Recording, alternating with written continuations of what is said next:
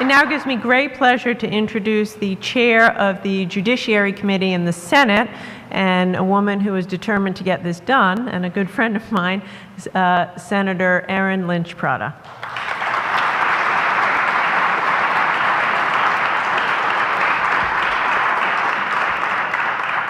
Good afternoon, everyone, and thank you so much for coming up here today. I know from the storm, a lot of people have many other things that they could be dealing with right now, so we do appreciate everyone coming out this afternoon.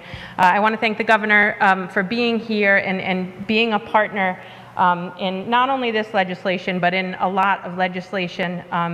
Somebody described her earlier as being determined, and she certainly is that. I think my phone started going off at about 6 o'clock in the morning before we had this bill worked out to ensure that we were still working on it. So she not only is helpful in terms of utilizing her staff and her resources, but she also is helpful as an advocate as well, and it's very difficult to ignore a text message from the governor. So you should thank her for that. Also, the speaker, who was a partner in this as well, in that it was an issue that was very important to his chamber and it was clearly important to him. So it was a piece of legislation that came over to the Senate side, which brings me to our leadership. The Senate President and the Majority Leader were instrumental in allowing us to work this piece of legislation out.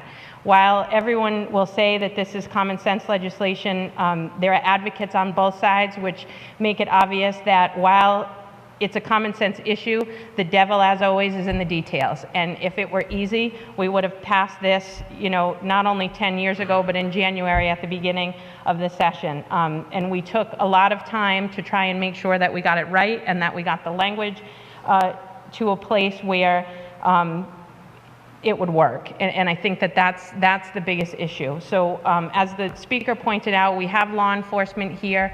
We have members of the various groups here, Moms Demand Action, the Rhode Island Coalition Against Gun Violence. Not only were they permanent fixtures in the Senate Judiciary hearing room, they were there for a long time and on a daily basis. They would show up at noon and they would stay there until we finished our hearings at 11 or 12 at night, which we appreciate tremendously because we're there. And a lot of times people go home and watch it on TV or think that it happened earlier in the day, but we care enough about what's going on to sit there and listen until 11, 12, 1 in the morning. And so we appreciate that you care enough to be there and let us know that it's important to you as well.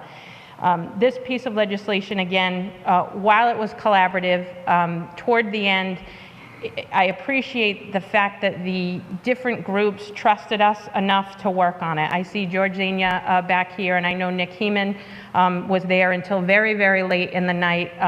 And I know people from the other side were there as well, and everyone wanted to make sure that we had something that was going to work and that we could pass, which is the most important thing.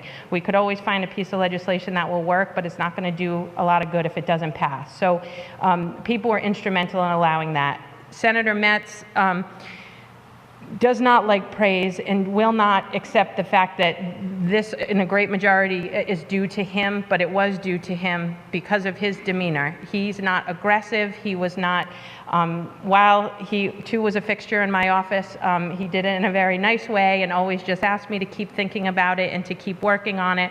But if it wasn't for Senator Metz, we certainly would not be here today.